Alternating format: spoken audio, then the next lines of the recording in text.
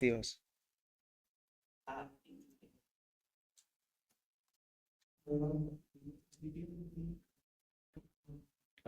Mm.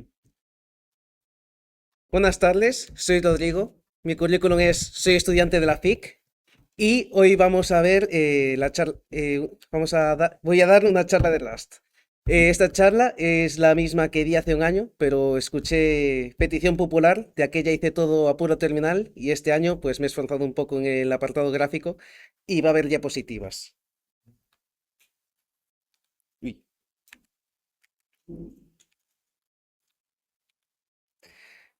Esta charla se compone de las siguientes partes, que es principalmente una introducción a lo que es el lenguaje, después uno de sus puntos fuertes que es el manejo de errores.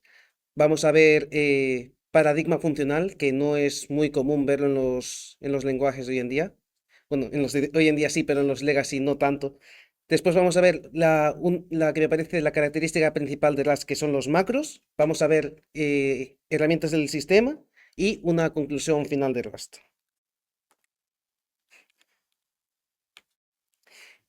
Voy a empezar por lo que no se va a ver en esta charla, porque estos son conceptos bastante complejos y que casi cada uno de ellos le quiere su propia charla. Lo primero es la asincronicidad. En Rust, por el sistema de memoria que vamos a ver a futuro, la concurrencia es bastante complicada y esto se maneja mediante funciones asíncronas. Después los macros procedurales, que es un, vamos a ver lo que son los macros y los macros procedurales es la segunda versión aún más potente y complicada. El sistema de paquetería que es Krates, la concurrencia, cómo hacer código inseguro con Rust, porque sí se puede y a veces es necesario, y frameworks adicionales, aunque en esta versión vamos a mencionar un par de ellos. Bien, ¿qué es Rust?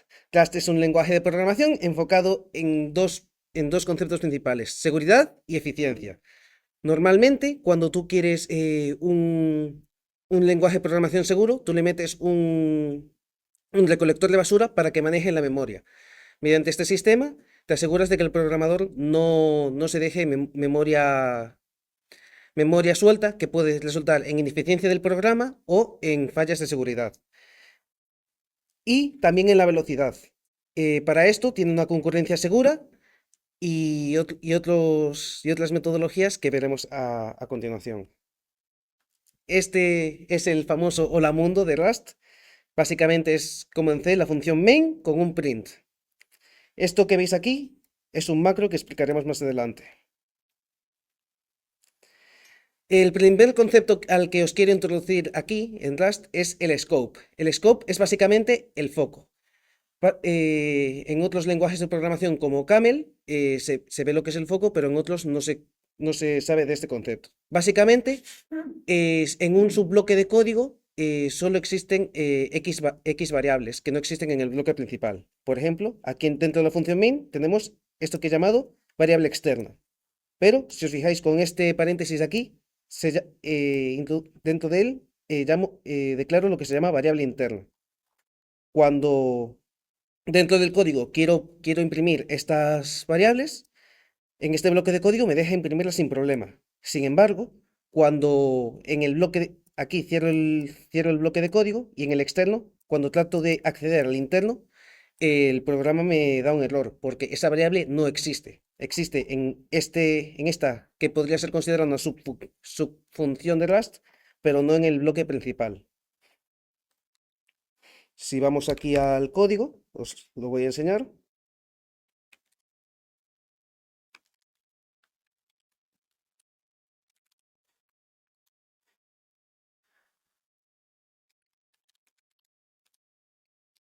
Básicamente este es el código y ahora cuando lo ejecutemos va a fallar. Ah, bueno, perdón, no me va a dejar ni a compilar. Aquí me va a decir de que precisamente de que una variable local similar ha sido declarada en un subbloque de código. Entonces, aquí voy a introducir otra característica clave de Rust y es que te explica los errores al milímetro.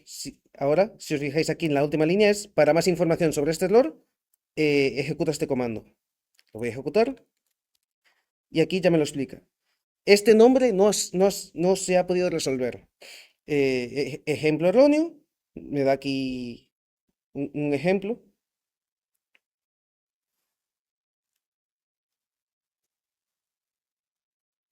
No aparece ninguno similar al que yo declaré, pero lo vamos a corregir. Básicamente eliminando esta línea y esta referencia, ya he corregido el error. Ahora cuando vuelvo a compilar, ya me deja compilar. Y aquí está ejecutado correctamente.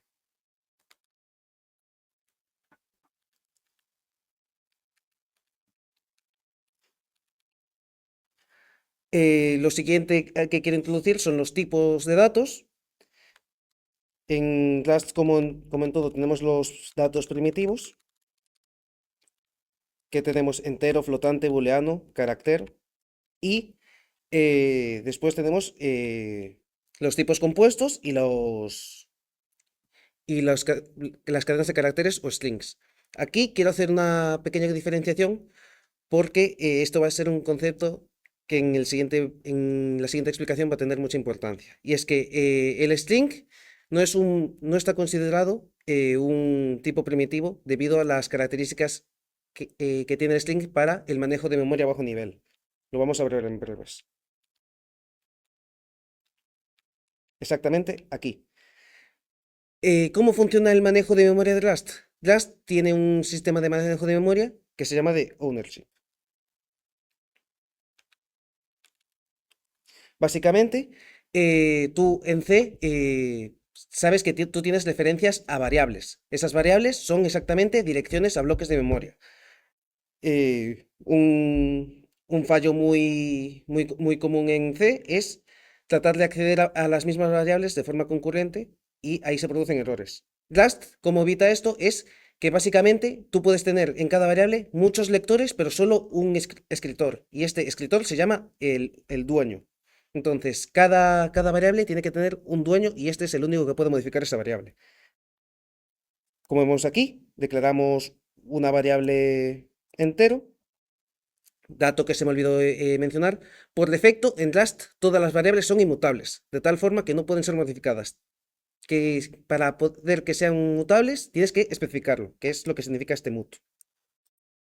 Y aquí estamos declarando una referencia a esta variable, la variable entero, exactamente igual que en C.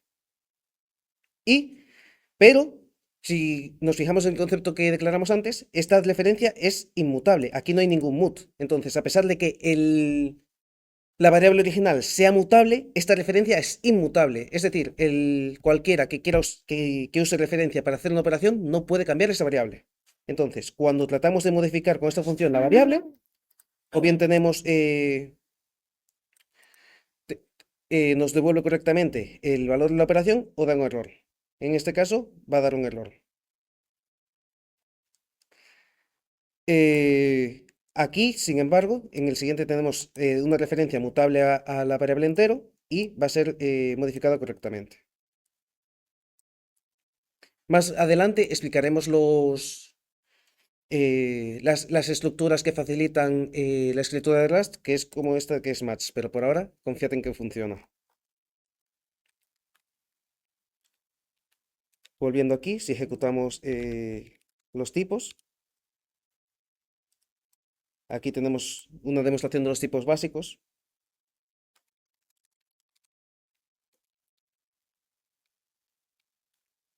Y aquí al final tenemos el bloque de código que introducimos antes.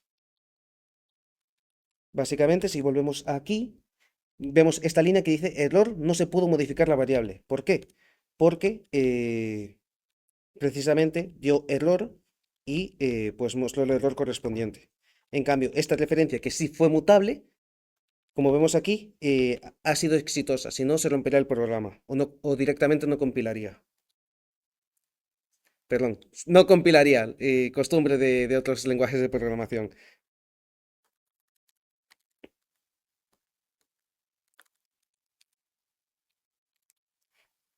Ahora voy a introducir lo que es el sistema de ownership a profundidad.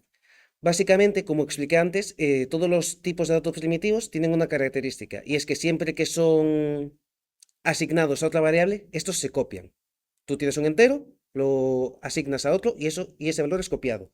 Pero, como dijimos antes, los tipos de datos compuestos y los strings son especiales. ¿Por qué? Porque por temas de eficiencia, y además de espacio, tú esos tipos de datos no los puedes copiar directamente, los tienes que referenciar. Entonces, debido a esta característica, em, lo que se pasa cuando se asignan otras variables son referencias. Y aquí entra lo que dijimos antes. Cada referencia a un string o un tipo de dato compuesto solo puede tener un dueño. El dueño es el único que lo puede modificar. Después puede tener múltiples lectores que pueden consumir la información. De esta manera es como nos aseguramos la integridad de la información en Rust. Entonces aquí estamos declarando la variable mutable con hello, lo printeamos, después le pasamos el ownership a otra función. Aquí dijimos que el ownership solo lo puede tener una variable. Esta variable, al ser asignada a esa función, le está cediendo el ownership a esa función. Es básicamente como si se lo asignase a otra variable. Y esa referencia, en principio, se pierde. Ya el S quedaría vacío y no contendría nada. Después aquí tenemos S2, que es world, y calculamos aquí la longitud. Si nos vamos a la cabecera de take ownership y calculate length, vamos a ver una cosa. Take ownership es una función que coge un string. Aquí lo vemos perfectamente. Función, take ownership, nombre de variable y coge un string. Pero si nos vamos a calculate length, función, calculate length, referencia variable y referencia a string. ¿Qué implica este cambio en la cabecera? Que take ownership necesita la variable que se le pasa, indica que con esta cabecera que la va a modificar. En cambio, calculate length dice que es el dato que se le vaya a pasar no lo va a modificar. Entonces, a este se le pasa simplemente el dato por referencia, por lo que puede modificarlo, por lo que puede usar su valor a voluntad. De tal forma que cuando aquí cuando calculate length coge la referencia S2, S2 sigue manteniendo su valor original que es world. Y por lo tanto, aquí se imprimirá correctamente S2. Y si quisiésemos imprimir S, no daría error de compilación. Vamos a comprobar esta tesis.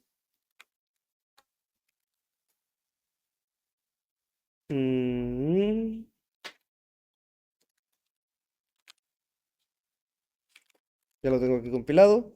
Y aquí todo ha salido correctamente. Perdón, cosa que me salté, pero está ahí en el código. Básicamente, take ownership lo que hace es printear la variable.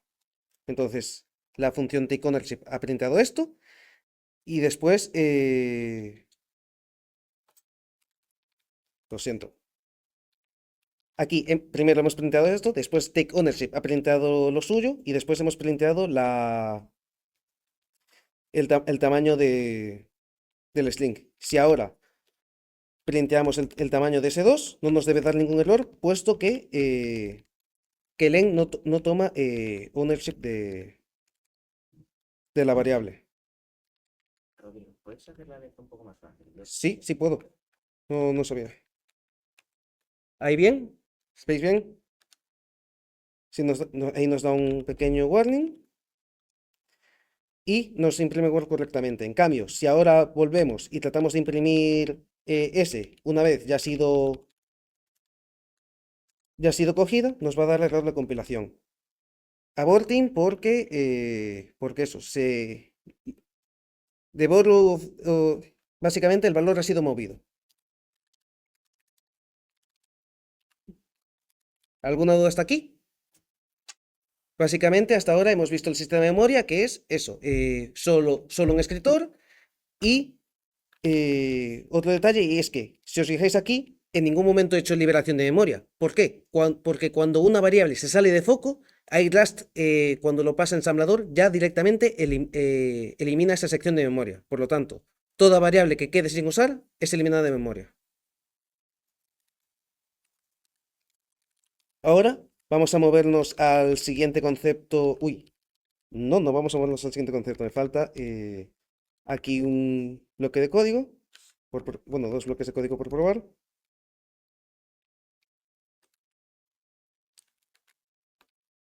Y es básicamente gestión de strings. Tal y como mencionamos antes, los strings y los tipos compuestos se comportan de forma diferente. Ahora voy a explicar las propiedades que podemos extraer de esto. Aquí tenemos declaración inmutable de string y aquí le estamos pasando el valor a modify string.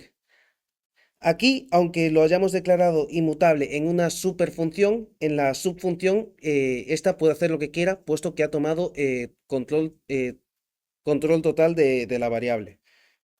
Y si en el caso de que necesitemos vale, yo le paso una variable a una función, pero me interesa que me devuelva un valor. Por ejemplo, si es la función add, le paso los valores hello y world, quiero que me devuelva la concatenación. ¿Cómo obtengo eso? Básicamente, es por la función te devuelve el parámetro con un retorno. No existe, en otros lenguajes como C existe la cosa de que, por ejemplo, por eficiencia, en el primer parámetro de la función, ahí mismo te embede el hello world, de tal forma que tienes hello world y world.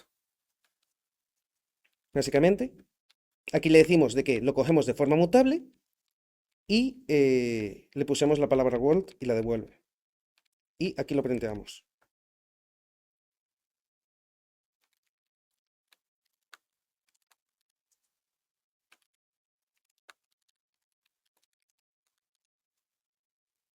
Ahí ha funcionado.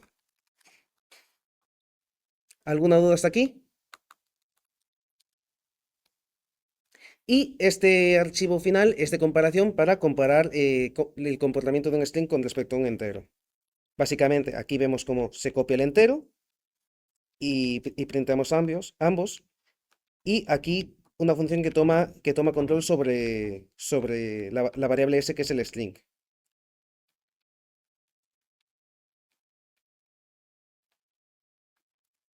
Esto no tiene mucho más misterio. Y ahora, sí que sí, pasamos al último concepto de manejo de memoria, que son los lifetimes, los tiempos de vida.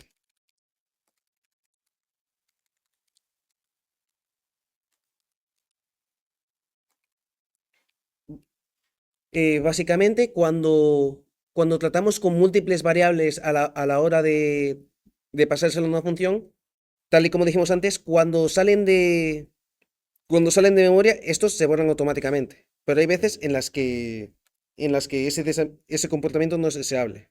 A continuación, describimos ciertos ejemplos. Pero, por ejemplo, en esta función, no necesitaría, esto que veis aquí con un apóstrofe es un lifetime. Esta función no necesitaría lifetimes, pero por defecto, si Rust no los infiriese porque los infiere, tendremos que declararlo así. La función max tiene un lifetime a, la variable x tiene un lifetime a, la i tiene un lifetime a, y esto devuelve un entero con un lifetime a. Entonces, esto ocurre cuando que todas viven el mismo tiempo, mientras se está en esta función. Entonces, de tal forma que una de estas es 2 de vuelta y la otra es destruida porque ha llegado al final de su lifetime. Digo, no, perdón, estos son enteros. Estos, básicamente, se le devuelve un entero a la función esta y todos son destruidos.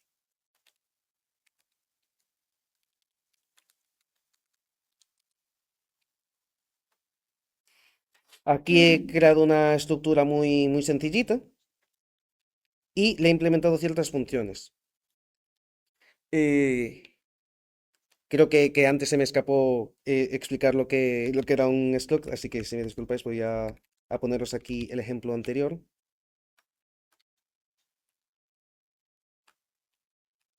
Bien, básicamente esto es un struct. Un struct es cualquier tipo de datos compuestos que podamos ver en otro lenguaje, como podría ser en Java Classes. Lo que pasa es que aquí en Rust no tenemos lo que se llaman herencia. Aquí todo es por composición. Si os sabéis los principios solids, hay uno que favorece la composición sobre la herencia. Entonces aquí todo se encapsula por defecto. Entonces, el struct persona es un nombre string y una edad que es un entero un entero sin signo, unsigned integer. Si esto lo quisiésemos con signo, es i32. Y para declarar un tipo persona, pues es básicamente el struct persona con las variables por dentro. Si esto Funciona igual que en C entonces. sí, pero ¿qué tiene de diferente con C? Aquí en esto lo vamos a ver. Para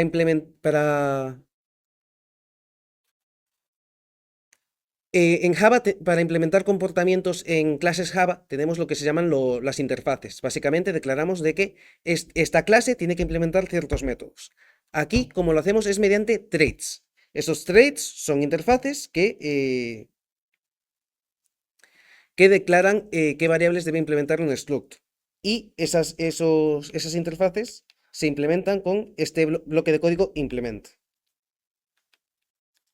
Básicamente, y aquí le he añadido lifetimes debido al tema en el que estamos. Tenemos un struct contador al que le especificamos el lifetime, y eso hace referencia a un contador que tiene también su lifetime. En, este, en esta implementación, aquí hacemos como en Java una nueva instancia, debido a que queremos que sea. Aquí he formado un mini patrón singleton que no lo sigue, pero es para el ejemplo. Un contador que suma y obtener el valor. Y aquí, pues tenemos la implementación. Si nos vamos a compilarlo,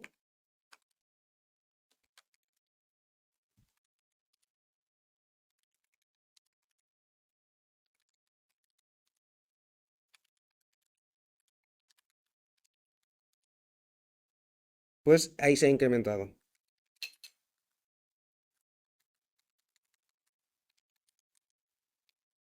Ahora vamos a ver qué pasa cuando tenemos dos lifetimes que son diferentes. En este caso, aquí, para simular este comportamiento, he puesto este if, que es básicamente que me devuelve el string de mayor longitud. Por lo tanto, cada string va a tener un lifetime diferente. ¿Esto en qué influye? De que tengo un lifetime A y un lifetime B. X entra con lifetime A, Y entra con lifetime B, y esto sale con lifetime A. Ahora explico esto último porque puede parecer contradictorio, pero funciona. ¿Por qué? Tú de normal escribirías el código que he escrito yo aquí arriba de ejemplo, tratando de hacer este ejemplo, pero aquí cometí un error. ¿Por qué? Porque el lifetime B puede ser menor que el A. Digo, puede ser mayor que el A. Por lo tanto, esto es inconsistente a nivel de código. Si lo ejecutamos así, va a dar error.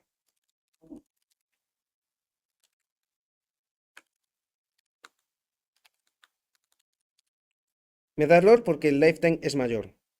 Y el mismo Rust, aquí el compilador ya me dice qué debo hacer. Básicamente me dice que tengo que poner una restricción adicional, que es que el lifetime B no puede ser mayor que el A. Esto es lo que implica este bloque de código. Entonces, vuelvo a mi código, y aquí es donde tengo. Uy, me equivoqué ahora. Es que esta notación es. Vale, aquí es donde dije que el final puede ser un poco confuso ahora. Ya lo vamos a entender. Básicamente tenemos el lifetime A, el lifetime B que no puede ser mayor que el A, y entra A y B y devolvemos A. La restricción es que el lifetime no puede ser mayor. Entonces, al B ser menor o igual que A, esto es consistente. Entonces, ahora cuando compilamos, nos da bien, y el string largo es el string largo.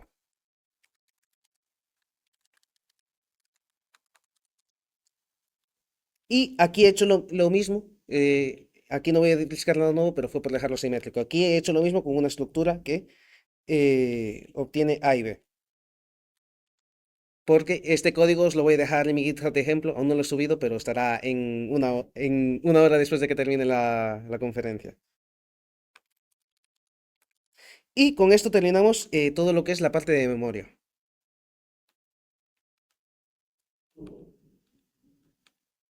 Ahora vamos a explicar las estructuras de control en Rust. todos estéis familiarizados con el if, el while, el for, etcétera. Bien, pues aquí voy a introducir una estructura que es muy común en programación funcional, pero si no la habéis tocado, va a ser nueva para vosotros. Es más, el mes pasado estuve en la PyCon y esto había una librería que lo implementaban y lo presentaban como revolucionario, que es básicamente el match. El match es básicamente compara la variable especificada con una serie de expresiones regulares, de tal forma que la primera que sea consecuente con eso es la que ejecuta. En este caso tenemos número uno que básicamente machea solo con uno. En este caso machea de 2 a 5. En este caso machea con 7, digo con 6 o 7 u 8. Y después, este barra baja es una excepción que implica cualquier valor. Entonces, si nos vamos al código, eh,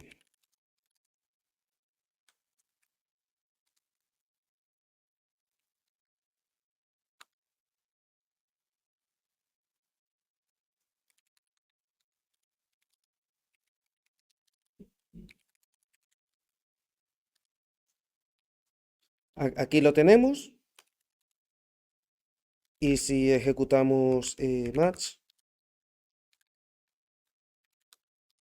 pues nos va a dar el número es 6 o 7 u 8. Si aquí tuviésemos, vamos a decir que en vez de 2 a 5 sea de 2 a 9. Aquí tenemos certificado un 7 estricto, pero arriba tenemos de 2 a 9. ¿Cuál sería? Aunque alguno de primeras piense que sea el 7 porque está ahí bien claro, en realidad no, es de 2 a 9 porque es la primera especificada. Sí, exacto. Es más, aquí me da un error de que, oye, estos valores no pueden ser alcanzados. Y pues eso, me da de 2 a 5.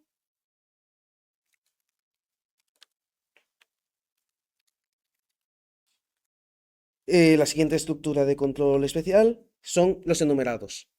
Rust, en Rust se usan mucho los enumerados porque es una abstracción que básicamente no tiene coste y trae muchos beneficios. En este caso, para las direcciones, pues he especificado norte, sur, este u oeste. Por lo general, cada variable está asociado a un entero de forma trivial. No recuerdo ahora, si no me equivoco, es el norte es el 0, sur es el 1, este es el 2 y oeste es el 3. Esto en C también existe, lo puedes hacer a mano, pero aquí ya viene como estructura por defecto.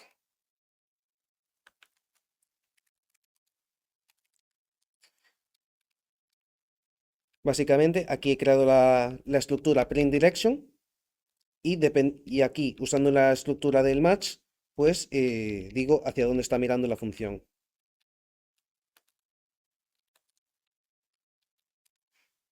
¿Qué demonios? Esto se me ha colado aquí.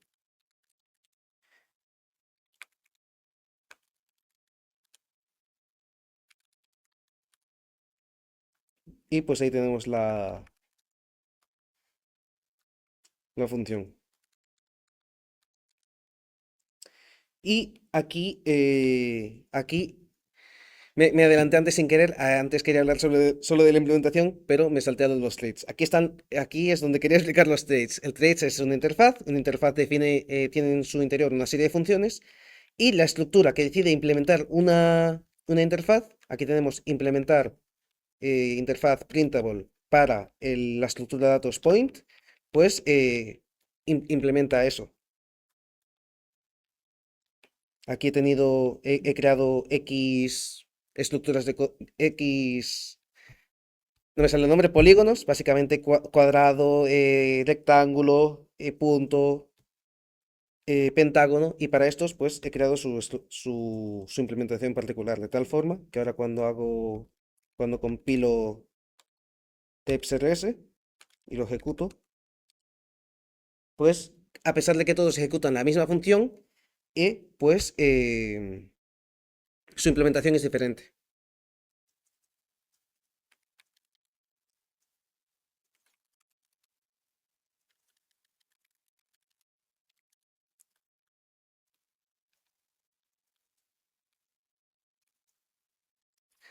Y también tenemos lo que se llaman los tipos genéricos. Tipos genéricos es básicamente tú defines un tipo genérico que por convención es la T y pues este puede ser sustituido por múltiples estructuras de datos que implementen las mismas interfaces.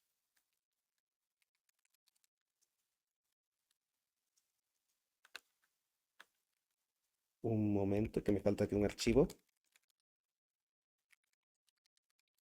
No lo vi antes entonces. Básicamente tenemos aquí una estructura, pero esta estructura le hemos definido aquí el tipo abstracto T y lo implementamos aquí. También podemos tener múltiples tipos de datos, entonces de tal forma que tendremos aquí TY y podríamos esto reemplazarlo con Y. Pero esto especifica que es exactamente el mismo tipo de dato. Si aquí metemos un i32, ambos son i32. Y también tenemos implementaciones abstractas. Exactamente como en este caso Java. Básicamente tenemos dos. Si me pasan la función new y yo quiero crear un nuevo tipo de estructura, básicamente aquí lo tengo. Si quiero distancia del origen, pues aquí especifico una propiedad que debe tener T para que use esta función, que es que implemente la interfaz into para, para, para que tenga conversión a flotante 64 y que implemente la función copy. Este where, aquí se me ha entendido perfectamente, no sé si lo he explicado bien. Sí. Y pues aquí tenemos las llamadas funciones que vamos a probar.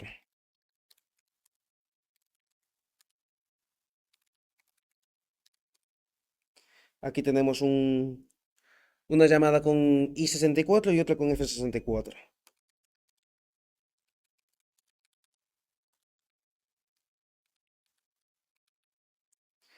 Y ahora vamos a hablar de... Me salto.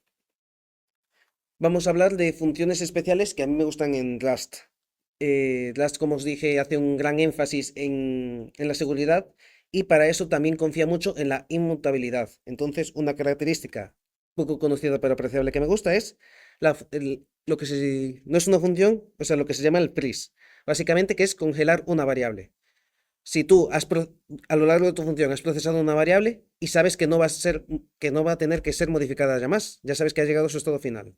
Por ejemplo, unas coordenadas, tienes en una variable mutable unas coordenadas que sabes que esas ya hasta el final de la función no se van a modificar. Pues básicamente la declaras como, se la asignas a sí mismo, si os fijáis aquí, se la asigno a sí misma y me da error cuando trato de usarla porque está congelada.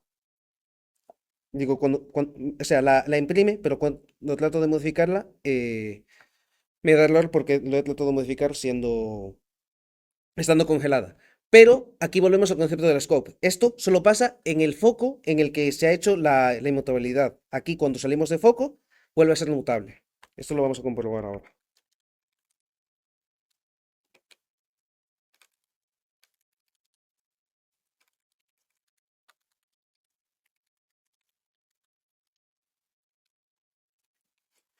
Básicamente lo que describí antes, aquí debería no compilar. Aquí me da error.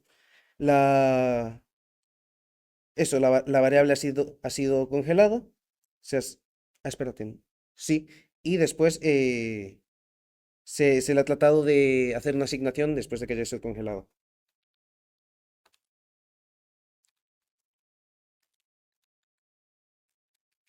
La siguiente característica que me gusta son las funciones anónimas. Las funciones anónimas son funciones, por así decir, temporales que implican X parámetros. En vez de tú declarar si tú sabes que es una función, necesitas una función, pero es muy pequeña y va a ser solo para estar dentro de una sola función. Pues tú puedes definir tu propia función anónima a una variable y esto usarla como función.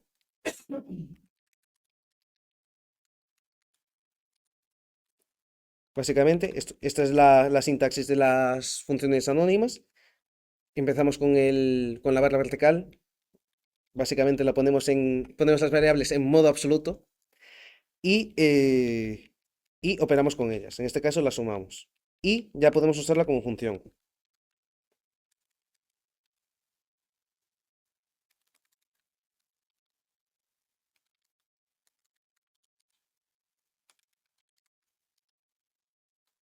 Y ahí funcionó la add.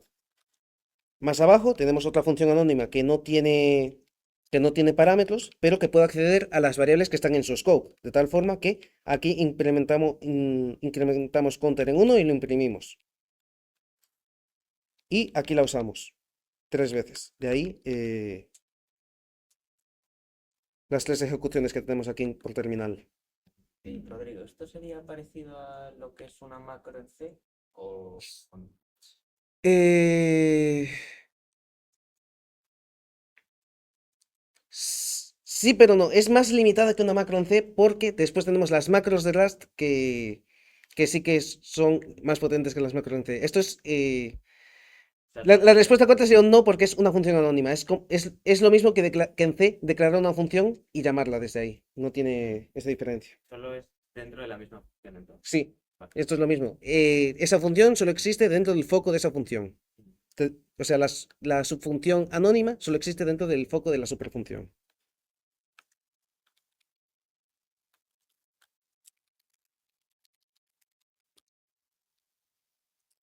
Y aquí os dejé otro ejemplo que explora un poco más todo esto. Básicamente, si exploráis ese archivo, es básicamente mezclar conceptos que hemos visto anteriormente con las funciones anónimas. Y ahora vamos de la parte básica, el buque insignia de Rust, que es el manejo de errores. Básicamente, cuando un programa en Rust falla, lo que hace es entrar en un estado de pánico. Este básicamente paraliza el programa por completo.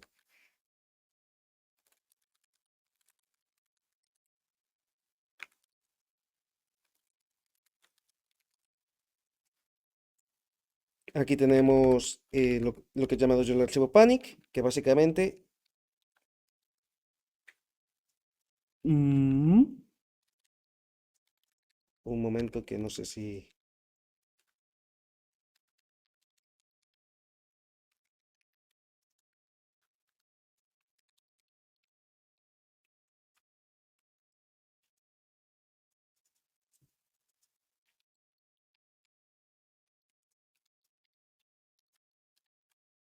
Un momento que aquí creo que me lié, pero puedo solucionarlo aquí en directo.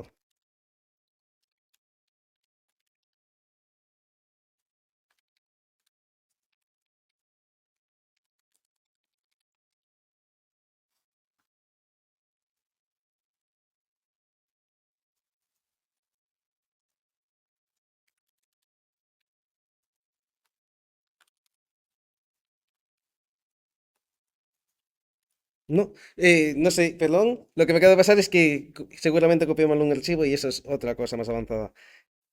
Básicamente, pues eso, un programa en Rust, si falla y no tiene manejo de errores, se rompe totalmente en tiempo de ejecución. Eso era una función especial que tienes que forzarlo, si lo quieres hacer, por ejemplo, pero no sé dónde ha ido. Entonces, ¿cómo manejamos estos errores? Tenemos múltiples formas. La forma más fácil es el operador interrogante. Básicamente, cuando es esto que está aquí, que es pregunta eh, esto si la operación es exitosa, asigna a la variable file el éxito y si no, le asigna el error directamente.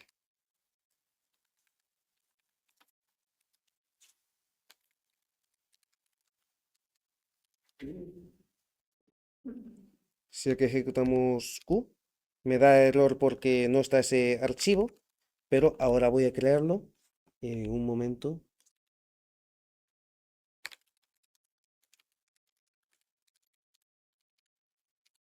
Ahora cuando lo ejecute, me da el contenido del archivo. Voy a meterle un poco de texto para que se vea bien.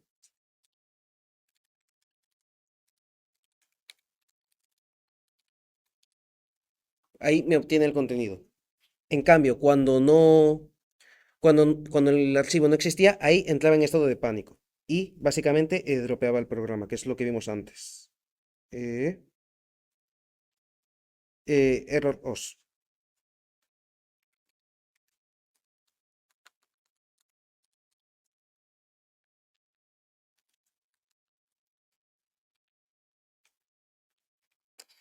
¿Cómo podemos? Esto simplemente ha dropeado el error adelante y nosotros le hemos dicho que lo aceptamos y que nos parece bien el valor. Pero, ¿cómo lo manejamos de una forma más granular? Aquí es donde viene la función expect. Básicamente, eh, le hemos asignado, perdón un momento, al obtener un valor y si ese valor es un error, básicamente lo cambiamos por otro, por el valor que nosotros queremos. En este caso, result, si result es un error, le decimos, vale, quiero que entonces cambies ese valor por el string value not found.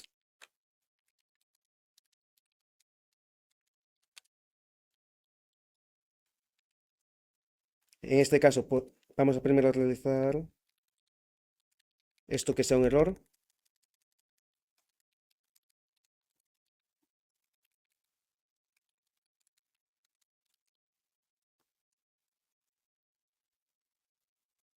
Ah,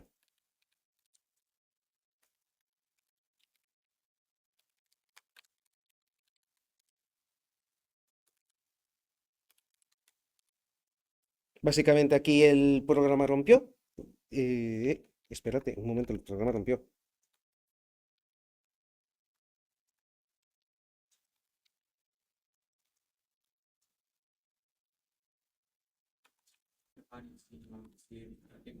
Sí, sí, sí.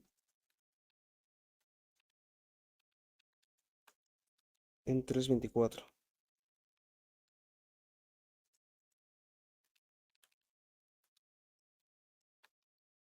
Mm,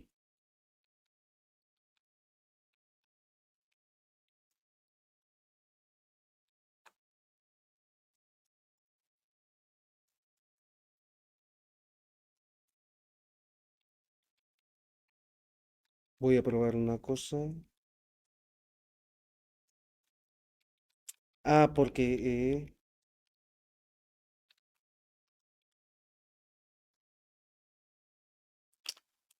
vale, vale, no.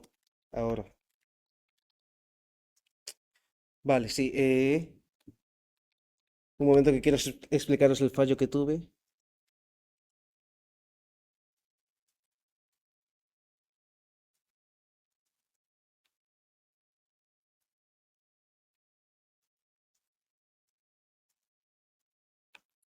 Ahora mismo no caigo.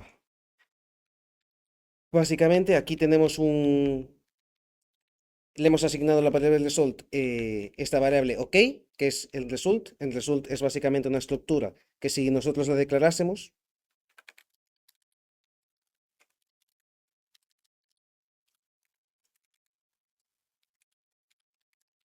sería una estructura de este estilo, con dos variables diferentes. En este caso, nosotros definimos que la primera sea un entero de 32 y el segundo un string con el error. Aquí, básicamente asignamos el struct a la variable result, en este caso le declaramos que es un OC. Aquí, si decimos, si el valor es erróneo, asígname el string not found. Vale, ya encontré el error anterior. Aquí esto era de tipo string y... vale, esto esperaba un int y después y se le asignaba un string. Y eso, y plantea el valor el valor que obtiene. Y después aquí manejamos el error de tal forma que cuando falla le asigna el mensaje a error value. Uy, no, no quería guardar eso.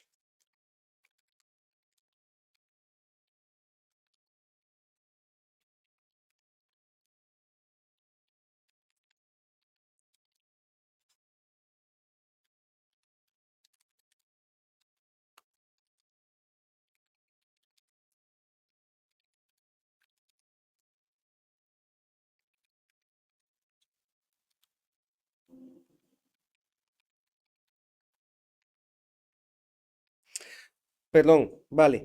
Me, ya caí en el error que tuve, lo siento, lo siento. Lo que expliqué era el siguiente paso y esta es una función un poco más básico. Básicamente, esto lanza un error con la explicación del mismo. En este caso, falla con el mensaje de error. Por eso me daba el error antes. Básicamente, aquí hemos impreso el valor 42 y cuando ha llegado a expect le he asociado el valor error ocurrido. Básicamente aquí estamos delegando la responsabilidad de manejo del error en la superfunción. Pero por lo general no nos va a interesar eso. Nos interesa, básicamente, Rust tiene la filosofía de manejar el error cuanto más abajo en el árbol de funciones, mejor. Entonces, para eso tenemos la siguiente estructura de control, que es un grab. No, un grab hace exactamente lo mismo, pero simplemente un grab literalmente significa desempaquetar. Básicamente, desempaqueta y asigna el valor independientemente de si es awk o error.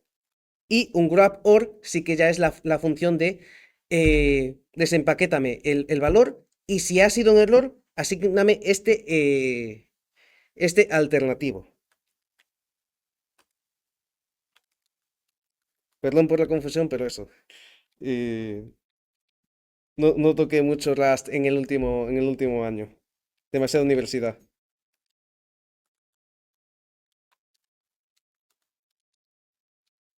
Básicamente aquí tenemos este result que dice desempaquétamelo o asigna el valor 1 y en este desempaquétame este error o asígname el valor -1. Me falta un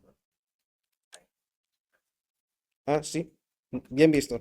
Ah, no. Era que tenía desplazado el...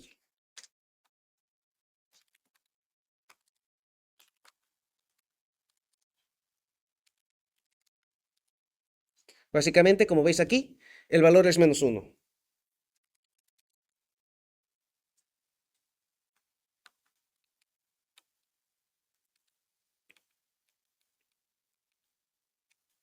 Y ahora nos vamos a meter un poco con temas de estructuras de datos. Hemos visto tipos de datos compuestos básicos, pero además Rust trae otros adicionales que nos van a ayudar a ciertas cosas. La primera es la caja, que es una caja que contiene X tipo de dato. ¿Por qué es interesante la caja? Tú dirás, si quiero usar un i32, uso un i32 normal. Básicamente porque esto es como en C. Tú tienes el stack y el heap. Y cuando tú quieres almacenar un valor en heap, pues en este caso usas una box. Lo metes en una box de tal forma que el compilador de Rust ya te lo mete directamente en el heap.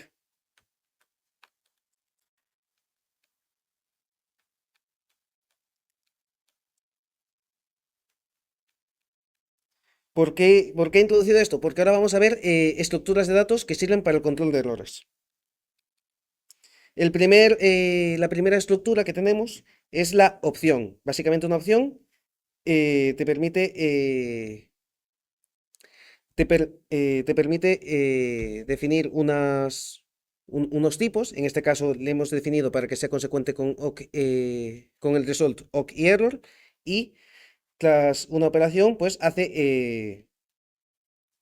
tras esta operación esparce, asignamos que awk sea algo y el valor. Y si es error, le asignamos none. De tal forma que option nos permite o sea, un caso de uso de option sería, por ejemplo, una división entre dos números. Si esa división es exitosa, decimos sum y el resultado de división. En cambio, si esa división, por ejemplo, fuese cero, o sea, fuese entre cero u otro tipo de operación inconsistente, pues devolveríamos el valor num. En este caso, no necesariamente nos tendría que interesar un error. Depende de nuestra lógica de programa. Y después sí que tenemos el que he mencionado antes, que es el tipo de dato result, que este básicamente es, tienes un valor OK y tienes un error con su string asociado de qué es lo que pasa en ese error.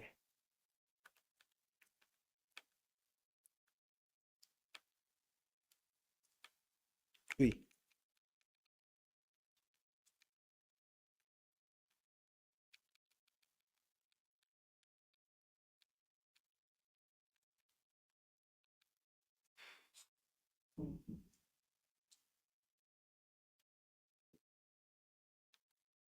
Vale. Ahora vamos a ver más funciones del paradigma funcional que me gustan, que son una que ya mencioné que son las clausuras. La puse aquí porque además de ser una cosa que me gusta es del paradigma funcional. Y después es las funciones por parámetro. Básicamente, tú en Rust no solo tienes que pasar tipos primitivos ni tipos de datos compuestos, sino que además puedes pasar funciones. Y aquí también voy a introducir un concepto que es restricciones sobre los tipos de datos. En este caso, si nos fijamos aquí, este where implica una restricción sobre los parámetros pasados. En este caso, especificamos que f, que es la función esta que hemos pasado aquí, tiene que ser una función que tome un i32 y devuelva un i32. Aquí definimos la función doble, que cumple esas características, y se lo pasamos a la función.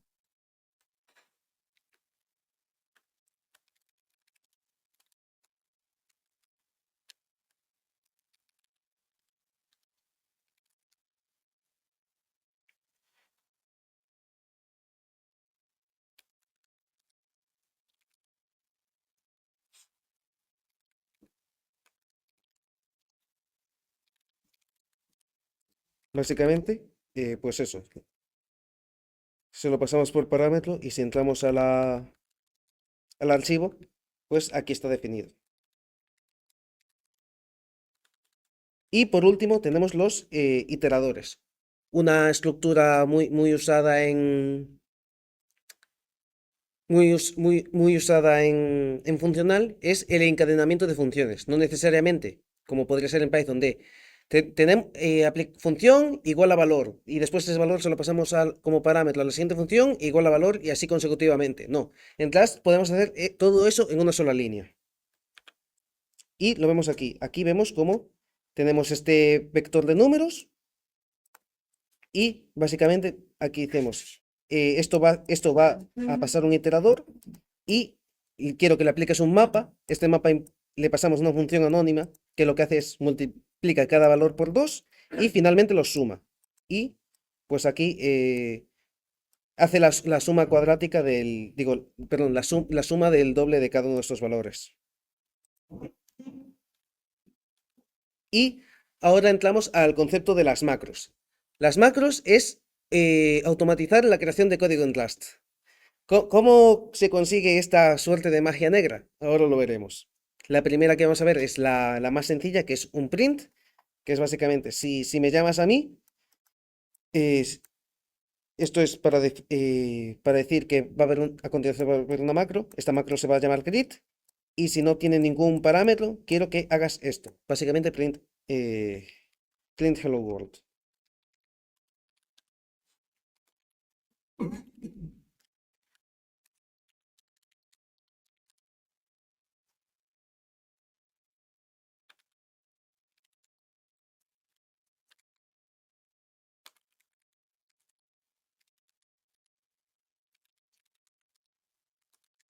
Si entramos ahí se ha ejecutado, si entramos a la función, pues eso, llamamos a la función greet. Aquí, ¿en qué se diferencian las funciones normales de las macro? Si os habéis fijado en el resto de funciones, se llaman y se les pasa el parámetro. Aquí, esto, si os fijáis aquí, tiene una exclamación. Básicamente es, llamo a la macro esta y le paso este vacío como parámetro. Esto lo vamos a ver más a profundidad aquí en el 2, donde defino la macro suma, que coge dos expresiones y las suma. Si os fijáis aquí tenemos suma, indicador de macro y les pasamos los parámetros y pues suma.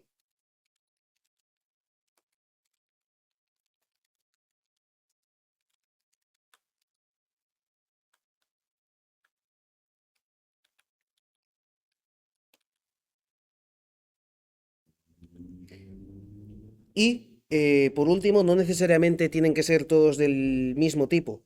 En este caso he hecho una suma recursiva, que esto es un ejercicio muy común en funcional, que es básicamente ir sumando los parámetros poco a poco mediante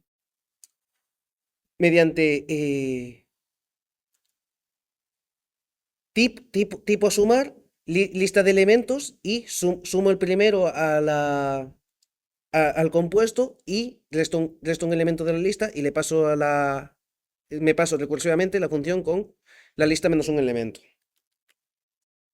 Si vamos aquí a 3, vemos que la función está declarada así, este es el tipo base, que es devuélveme a mí mismo. Aquí, pues, esto se devuelve a sí mismo, por lo tanto, es el mismo valor y se suma. Y aquí queda una cola que es eh, el, el resto de elementos de la cola se pasan a la misma función, menos un elemento y en este caso, la función sumar. Una duda. Sí. ¿Sabes si esto funciona igual que en C en compilación, que reemplaza el código dentro de la función en la que esté? Eh, es un poco más elaborado que eso. ¿Esto cómo funciona? Básicamente, esto ocurre precompilado a ensamblador. Básicamente, primero transpila código Rust y luego sí que se compila a ensamblador. Imaginemos lo que mencioné antes. Esto es, para mejor verlo, es el ejemplo 2.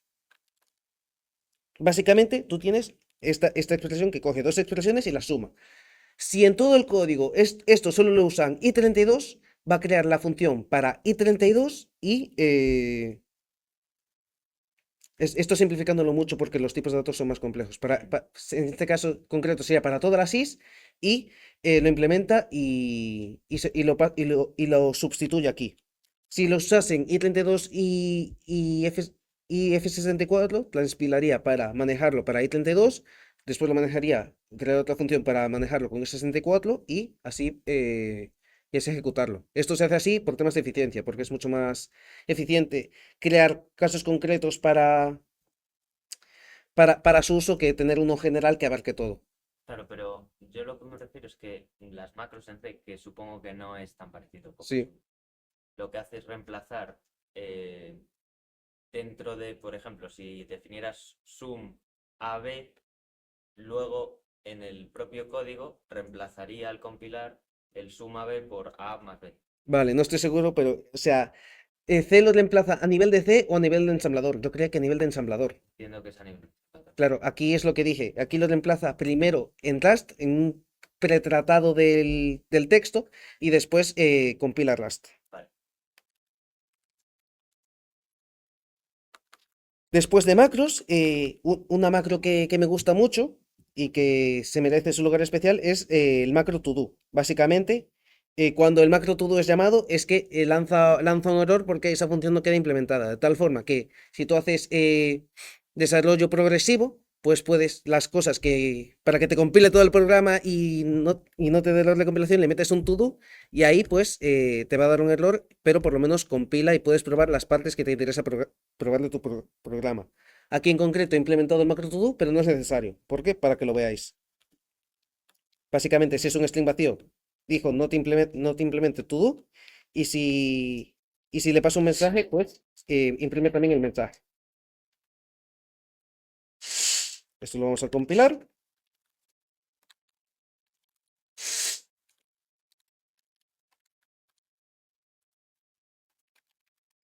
Me dejé algún.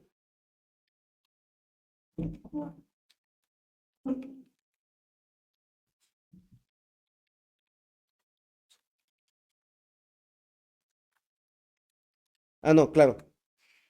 Sí, nada. No he acostumbrado a que me fallen los programas. Sí, aquí no he implementado. Está esto implementado porque le puse el mensaje, está esto implementado. En cambio, cuando comento este mensaje, cuando comento esta macro, pues me va a dar el de por defecto de Rust. De not yet implemented. Y ahora vamos a ver el ecosistema de Rust. Esto para mí fue cuando salió Rust fue una de las principales innovaciones porque fue el primero popular que hizo esto. Básicamente tenemos la herramienta cargo que se encarga de todos los aspectos que no es el código. Por eso se le dice ecosistema.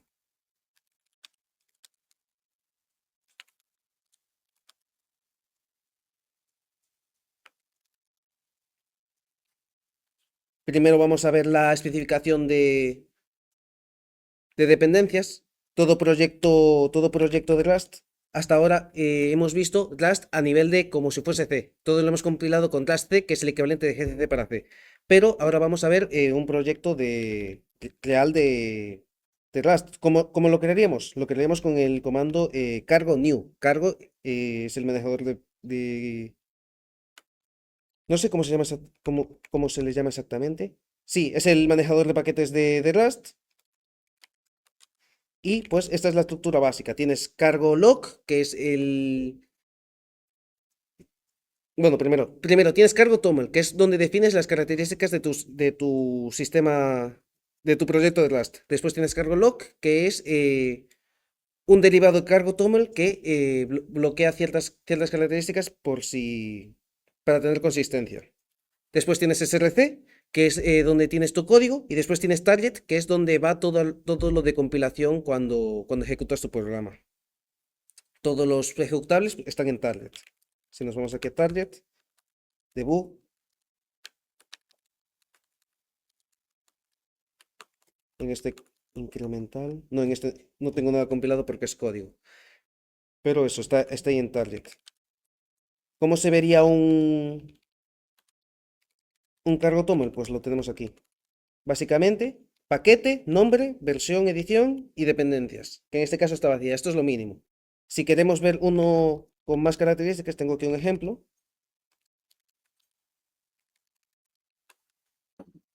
que es básicamente, tenemos el paquete tiene esta serie de características que es el nombre, versión, autor, edición y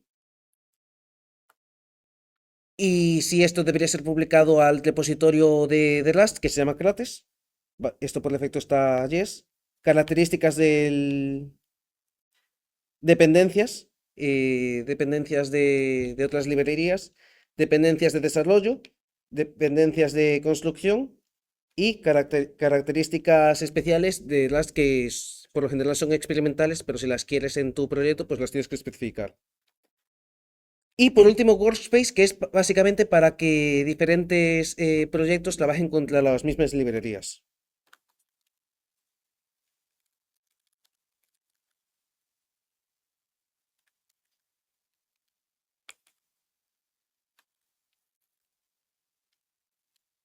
Voy a crear un nuevo proyecto para que veáis la herramienta. Aquí hago cargo new.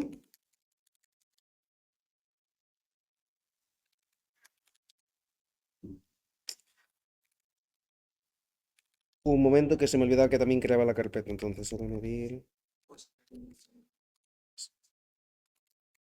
Ah, sí, cierto, es verdad. Cargo new. eh,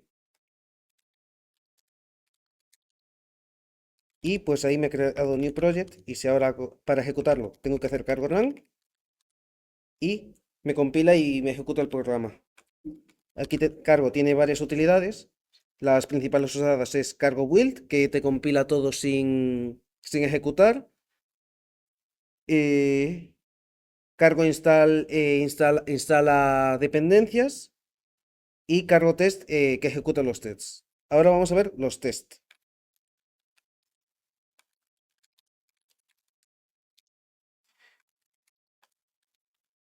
Básicamente un test, pues eso, se le pone la macro test, que eso es una macro procedural que no vamos a ver su implementación, pero sí que las vamos a usar porque son bastante usadas. Varias librerías incluso solo se dedican a crear macros, como por ejemplo Tokio, que es una bastante popular. Entonces aquí tenemos test, le ponemos ese identificador que veis ahí arriba y la llamamos. Esto indica al compilador que esa variable solo se va a llamar en tiempo de test, si le pasamos el test.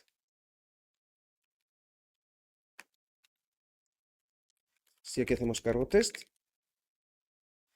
aquí me ha dado un error. ¿Por qué? Porque tengo un test mal. Si ese test, en este caso lo comento, eh, o bueno, lo pongo en su valor correcto, pues me va a dar bien. Aquí hemos ejecutado todos los tests bien. Si vamos a analizar un poco más la estructura de test, pues aquí tenemos nuestra función add y aquí tenemos nuestros tests sobre la función add. Esto es un módulo, vamos a explicarlo justo en la siguiente sección, pero por ahora esto está aquí por culpa del foco, porque esta función no, para que los tres funcionen. La siguiente característica antes de... Uy, he ido hacia atrás.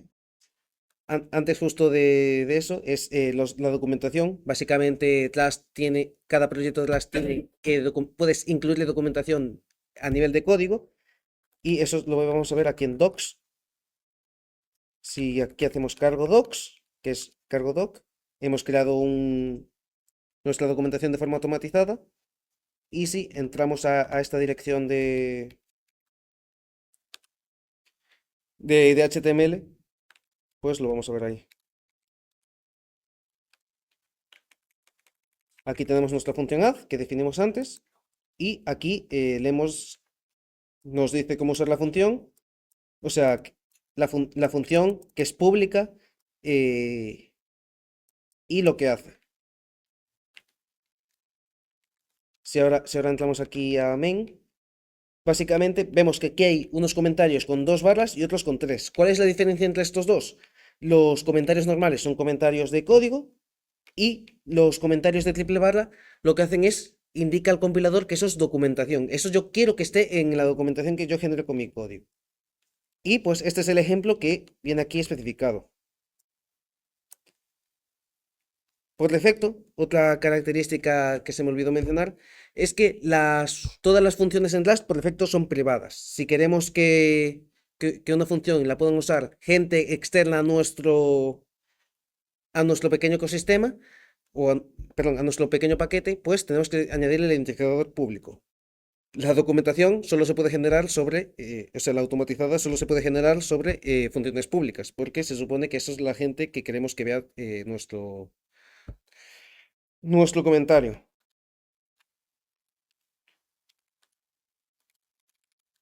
Y ahora vamos a hablar lo que comenté antes de...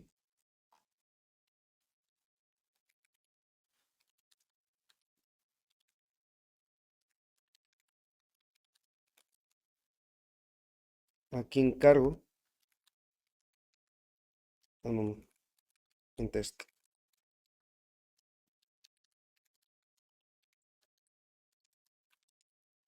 Aquí, en módulos.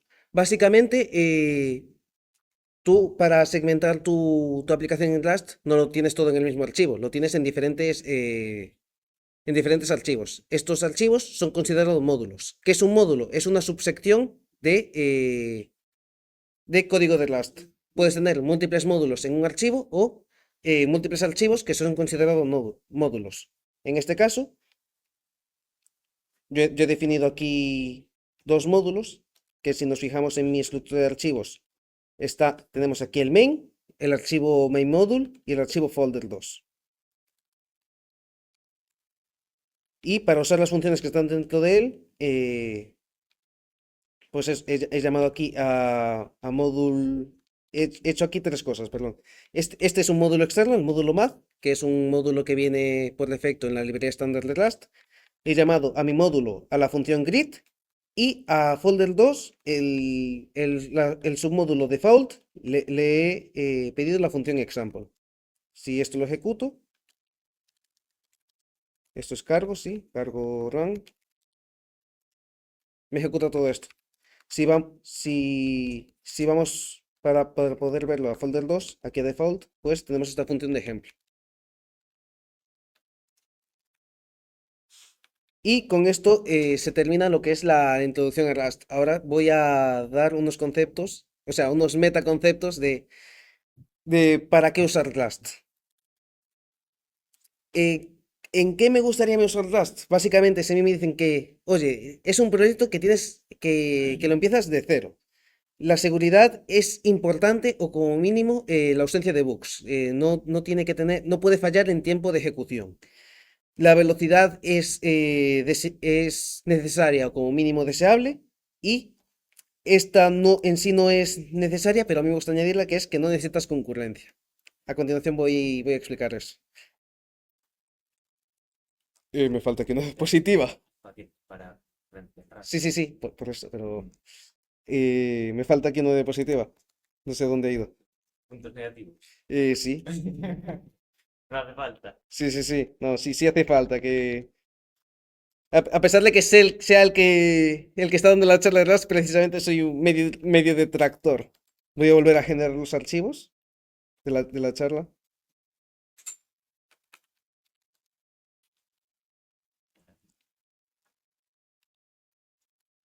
Lo vas a tener que ir de memoria. Ah, me da igual, los fallos me los sé de memoria. Pues se me olvidó apuntarlo. Da igual, tal cual, pues de memoria, sí. Básicamente, a mí no me gusta Rust en parte por perdón, volvemos 30 segundos al pasado. Básicamente, si alguno de. Solo me gustaría usarlo si se cumplen estas características. ¿Qué pasa si no las cumple? Básicamente, Rust tiene su principal característica, que es el ownership, también en ciertos momentos te puede causar ciertos problemas. ¿Puedo usar la cámara, por favor? Sí. No tenía planeado usar la esta, pero al final lo necesito. Básicamente, todos aquí saben cómo es la estructura de un mutex. Vale, básicamente tú en C, pues tú puedes hacer múltiples referencias a cosas y dentro del mutex, pues puedes hacer tus operaciones. Con ese tamaño de letra, mucho no sé. Bueno, sí, que le. Pero Vale, un momento. perfecto.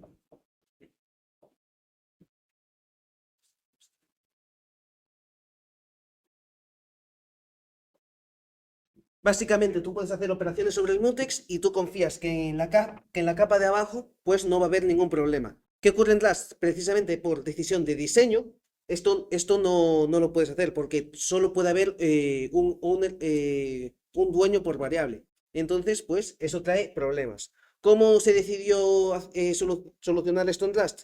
En Rust se decidió solucionar con un sistema de asincronía. Básicamente, tú en teoría tienes la pertenencia del archivo, pero no lo puedes usar hasta que la subfunción te diga que vuelves a tener el permiso de escritura. Es un poco extraño, pero es así. Esto precisamente no me gusta porque evita el problema. Esto es lo mismo que ocurre con JavaScript. Tú, básicamente, para poder fingir que tu programa es concurrente, le metes asincronía y eso le mete impredictibilidad. De tal forma que la sincronía es un caos en Rust, en mi opinión, porque funciona por promesas. Para paralelismo es muy bien, pero no para concurrencia.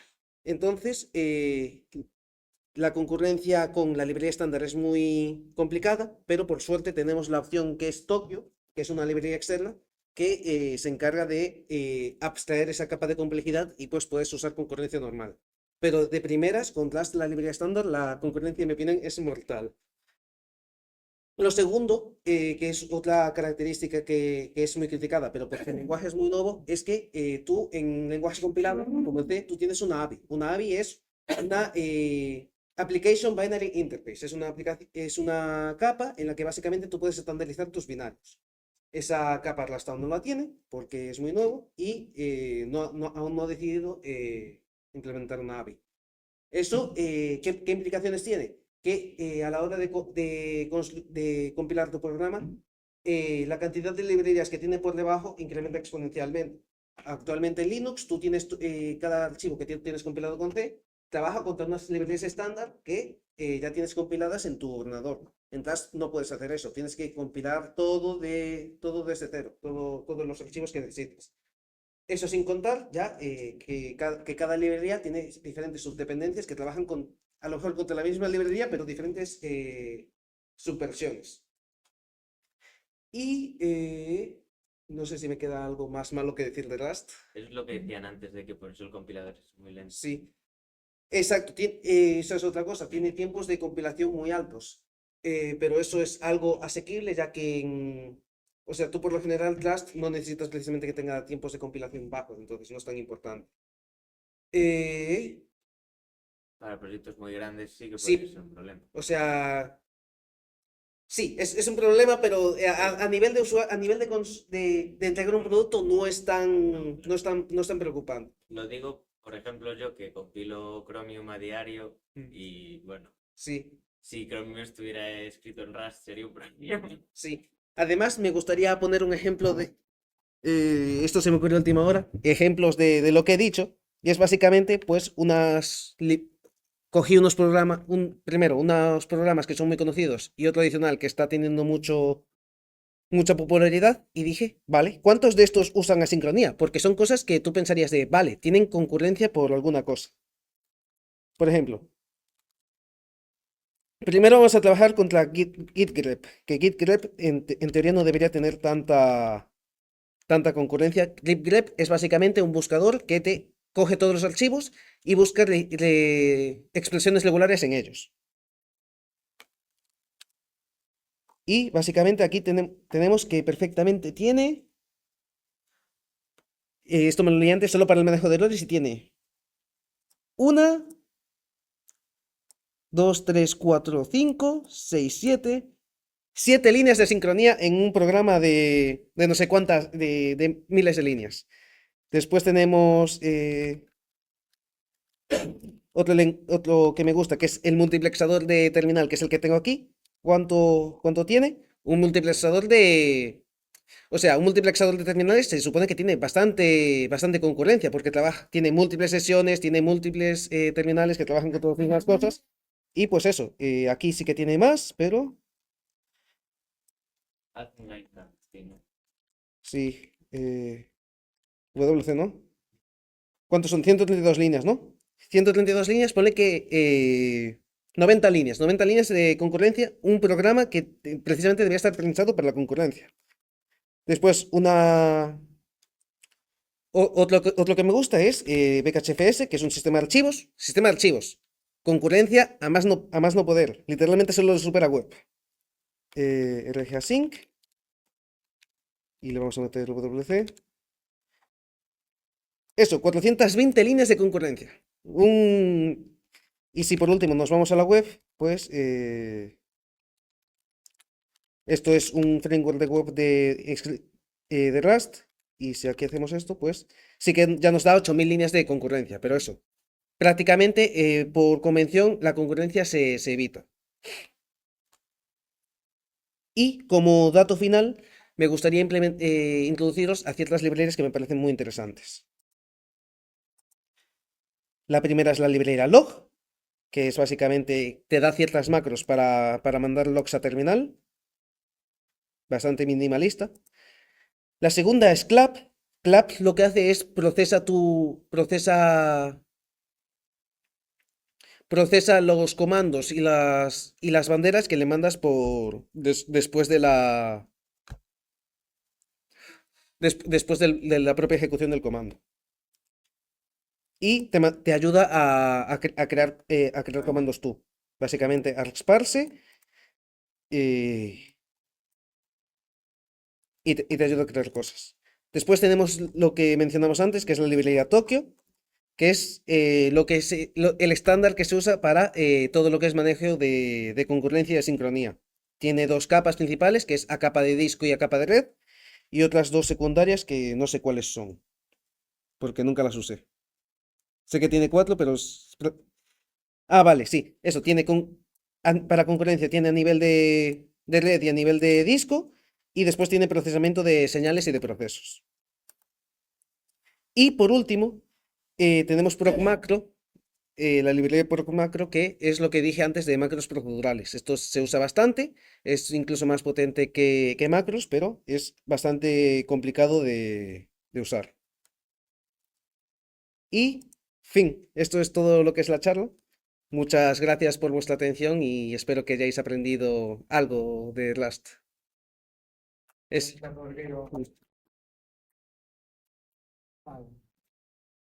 espero que todos seáis capaces de hacer un hola mundo. Si no hay duda, Si no hay dudas.